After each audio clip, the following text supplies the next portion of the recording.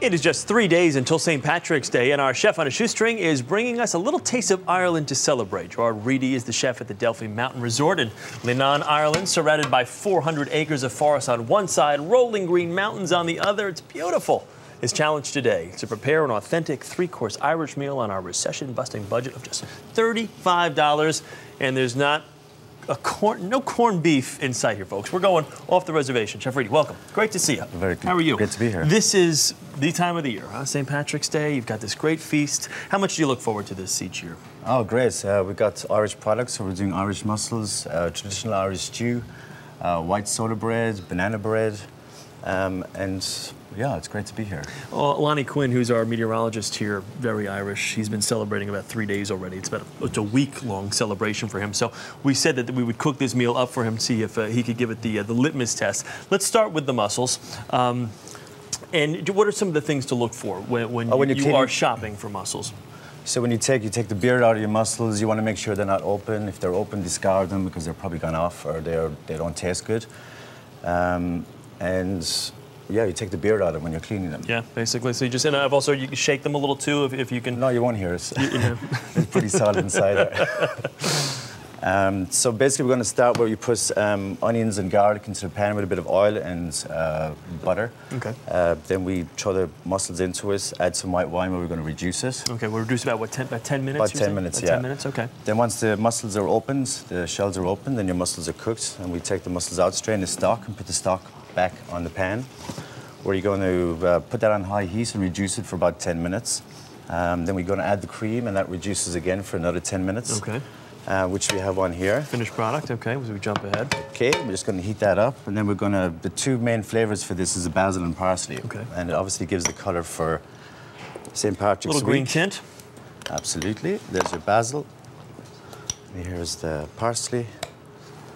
Perfect for St. Patrick's week, the color. And just whisk that in. You see, you get a nice rich green sauce. And just pour it right on the mussels? And pour it right over the mussels here that you're gonna taste. There you go. Huge fan. You're a mussel lover. Smells so good too in here. It's the one thing we've all commented on this morning. I mean, our chefs do a nice job each week, but it just smells so lovely. And it's great. Great. It really takes the basil. It's very nice. It's nice to use some of the white soda bread with that as well, just to soak up your juices. It's really lovely. All right, now we've got this stew here. Traditional Irish stew. Is that exactly just traditional Irish stew? Nothing fancy? It goes back to the 17th century, okay, where it's very much mutton or lamb, using a lot of root vegetables. All we were growing back then was root vegetables. So we sweated off the onion here with the lamb inside it. Here we're going to add the turnip, or you call it rutabaga here, I think. What is the, give me the background on the rutabaga. It's buy it anywhere? Turnip, what's sweeter turnip. Okay. But here you call it rutabaga. Okay. No one ever heard of sweet in this country. We're going to add the rutabaga, the carrots, and we're going to just sweat that off. Basically here, and then you're going to basically add your water to that. How much water are we looking at there? We're looking at, I think it's like 8 cups. About 8 cups. Now we're going to just add the sprig of rosemary, nice strong herb. And you're going to basically let that boil, and let it boil for about 30 minutes. And after the 30 minutes, when it's boiled, you just add your potato, which we have one here prepped earlier. And how long, you said, about 20, 25 minutes? About 25 minutes for the stock to get a nice flavor from the lamb. It'll take about another 20 minutes for your potato to cook.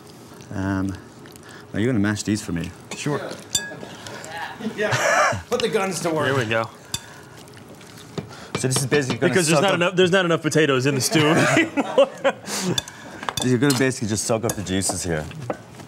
That was the question I was going to have for you. It seems a bit watery, but I guess this will.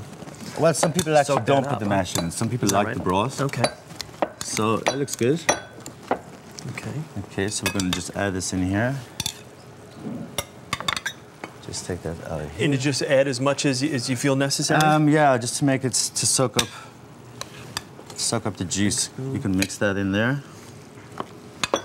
I'm just going to add a little bit of How much are we feeding salt here? to that. This looks like it's feeding a little bit more than 4. Oh, a good 6 to 8 people. Yeah, But you'll always come back for a little second helping. Great leftovers too. You're just going to stir that in a little bit more. You'll see it actually thickens the broth. And for dessert here, we've got the banana bread, correct? Correct. What do you have? Just plain butter? What do you have spread on it? Kerrygold butter, rich, creamy butter. Really? The best. If you don't eat Kerrygold, then don't eat butter.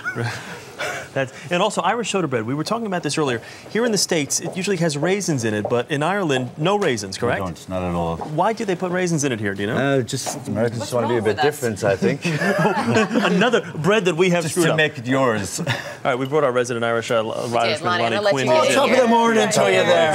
It's like going home. We did on a grand total $34.98, so you just got under that $35 line, which is wonderful. How low can you go as we monitor our chefs each week? Unfortunately, you didn't make it into the top 3. But he's feeding like 8 people. This is true. This is a holiday, and it's very, very good. I heard you were a hungry crowd around here. Yeah, this guy you can eat heard that right. And St. All Patrick's right, Day is like if you would Christmas like at my any house. of our Chef on a Shoestring recipes, you can just, of course, log onto our website. A lot of action on our website, earlyshow.cbsnews.com. The recipes are there, along with the webcast. You can actually talk to the chef in the next couple of minutes if you like. Chef Gerard Reidy, thank you very much. Great to see you. Happy St. Patrick's Day, and a happy St. Patrick's Day to you as well.